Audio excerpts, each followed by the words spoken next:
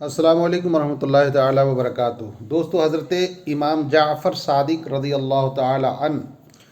بیان فرماتے ہیں کہ جو شخص یہ چاہتا ہے کہ میری اولاد ہر پریشانی سے بچے رہے، غصہ اور ضد سے، ہٹ دھرمی سے باز آ جائے، اگر کسی کے بچے پڑھنے لکھنے میں کمزور ہیں یا ضدی ہو کر پڑھنا نہیں چاہتے،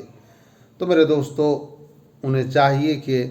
وہ روزانہ بعد نماز فجر سورہ مزمل کی تلاوت کریں۔ اگر 40 دن یہ عمل کرتے ہیں تو حضرت امام جعفر صادق رضی اللہ عنہ بیان فرماتے ہیں کہ الحمدللہ ثم الحمدللہ، قرآن کے فیضان سے ان کے بچے بالکل لائن پر آ جائیں گے، نارمل ہو جائیں گے، اور پھر آپ کی تمام باتیں مانیں گے الحمدللہ، اور وہ پڑھنے بھی جائیں گے، اور ان کے ذہن و فکر میں علم نافع کی برکتیں آئیں گی اور انہیں شوق ہوگا پڑھنے کا۔ السلام علیکم۔